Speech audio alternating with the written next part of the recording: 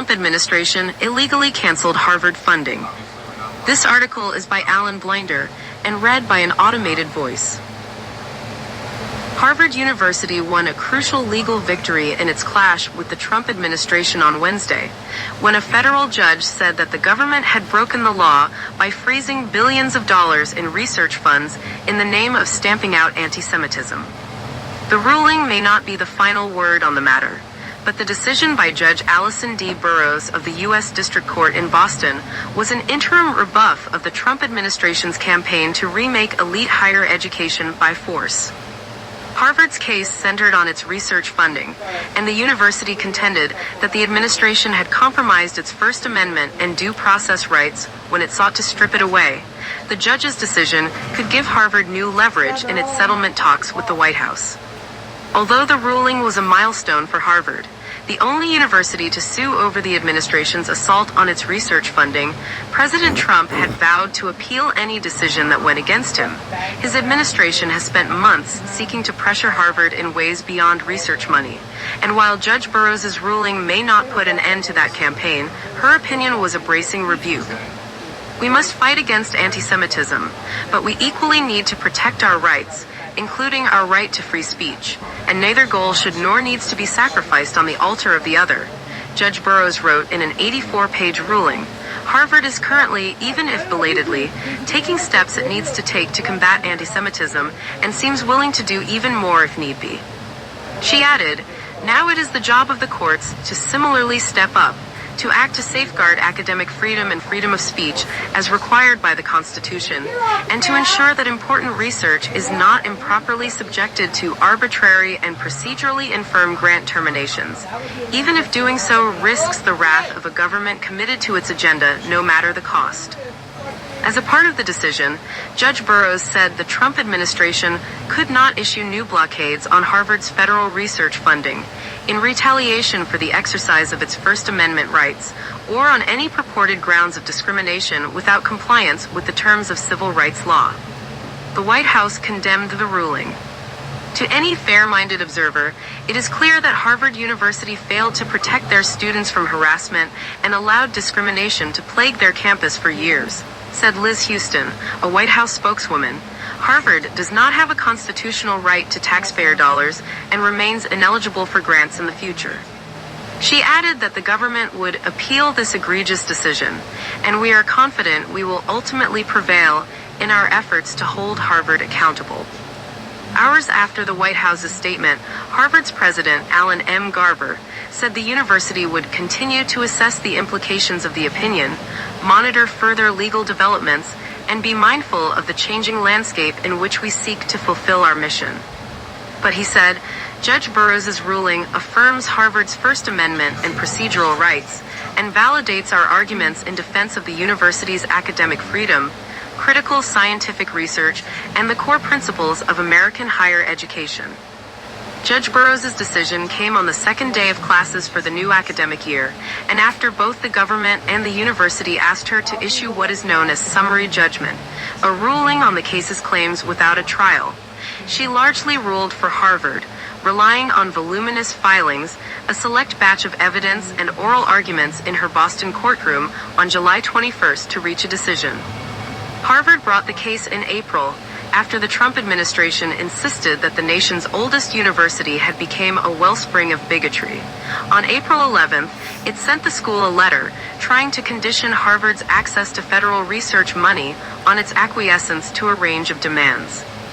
Those terms included audits, the establishment of merit-based admissions and hiring policies, the shutdown of diversity, equity, and inclusion programs, and an examination of programs and departments that most fuel anti-Semitic harassment or reflect ideological capture. Harvard refused on April 14th. The administration took only hours to announce it would begin cutting off funding that Harvard, like other prominent universities, had long relied on to pay for research. The university sued a week later, accusing the government of ignoring its First Amendment protections and hastily barreling past the thicket of laws and regulations that govern how federal funding can be revoked. All told, the trade-off put to Harvard was clear. Allow the government to micromanage your viewpoints and your academic institution or jeopardize your ability to pursue medical breakthroughs, scientific discoveries, and innovative solutions, lawyers for Harvard wrote in a court filing in June. They added that the administration's content and viewpoint-based attempt to coerce and control Harvard is blatantly unconstitutional. The Trump administration had insisted that it had the authority to cancel grants and contracts because, in its view, Harvard had not done enough to counter what it argued was rampant campus anti-Semitism. Federal research funds, the Justice Department asserted in one of its submissions to Judge Burroughs, were not charitable gratuities. Rather, the federal government grants funds to universities through contracts that include explicit conditions, the Justice Department wrote, adding, if they fail to meet these conditions, the grants are subject to cancellation. But the administration also hoped that Judge Burroughs would not issue much of a ruling at all. Its lawyers argued that an 1887 law meant that the suit, which the Justice Department depicted as a contractual matter, needed to be heard by a specialized court in Washington. More recently, it urged the judge to consider the implications of an August decision by the Supreme Court in a different case. In that case, which also concerned federal grants, the court ruled that challenges to individual terminations should be brought in the Court of Federal Claims. But it was a muddled ruling that left the door open for policy challenges in federal district courts. Judge Burroughs acknowledged the Supreme Court's decision on Wednesday and said she was endeavoring to follow it, but she largely asserted her own court's jurisdiction.